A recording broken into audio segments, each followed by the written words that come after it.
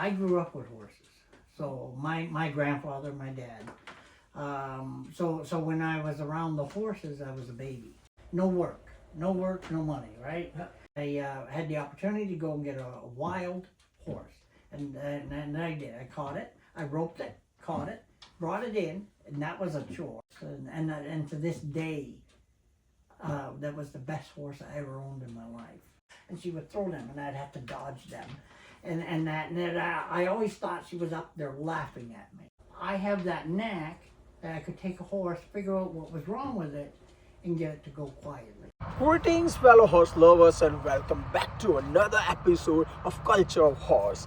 I am your host, Heer Patel, and today we are venturing into the picturesque landscape of Gulf Ontario, Canada, to explore the enchanting world of JQuarterHorses.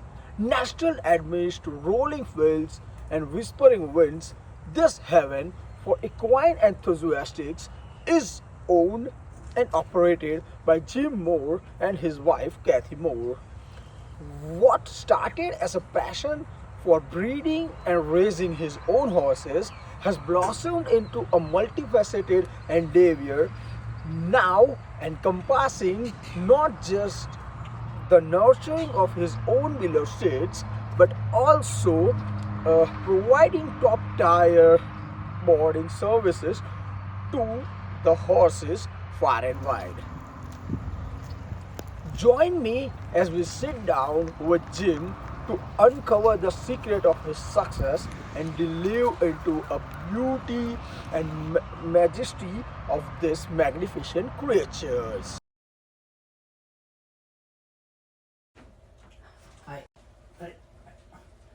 So, Jim, the first and foremost question is, how you got connected with the horses, and how was your first experience with the horses? I grew up with horses. So my grandfather, my dad. So when I was around the horses, I was a baby. Yeah. There's pictures of me up on the horse in a diaper. Not saying that I needed the diaper when I was old, meaning that I was that young. Yeah. So my dad gave me the first horse at 12. I had to go and rope it. Get my first wild horse. So before that, I had other horses that were already trained by other people. Yeah. So I wanted my own horse. So meaning I trained it. It was my best friend. So my dad said, fine, let's go and get a horse. So I had the opportunity to go and get a wild horse. And I did. I caught it, I roped it, caught it, brought it in, and that was a chore.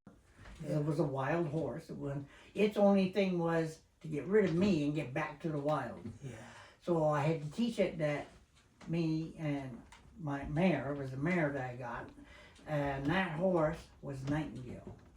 So and I kept her right up for quite a few years, and I broke her, trained her, and we went all over the place. And I was 12 years old. And I never forgot any of that stuff. I could go into the field, my horse would just come running to me.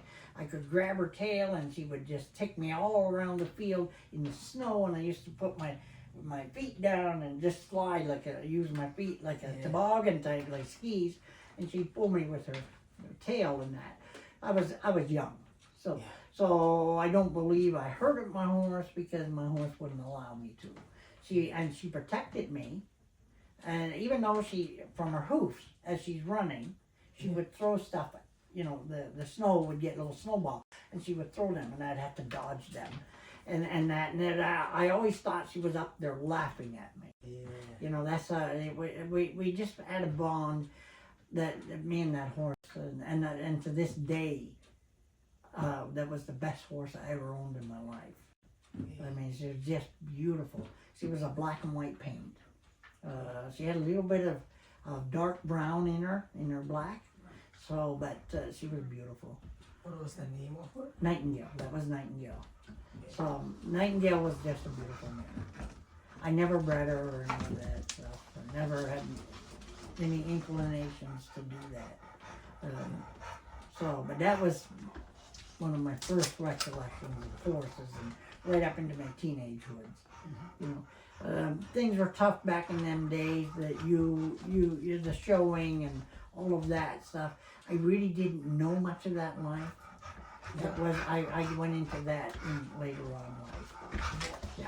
So that's when I started getting out and about and started meeting with people that's what they were doing, and that's how I got into the rodeoing and all of that type of stuff. Right. But before that, it was just on the farms. So we'd be riding the cattle, and I would always be training one of the cows.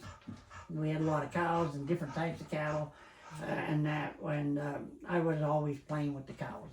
And you know, you just take a cow and you train the cow, and I'd be riding my horse and then jumping from my horse onto the cow, and the cow's trying to stay up, and the two work together. Yeah.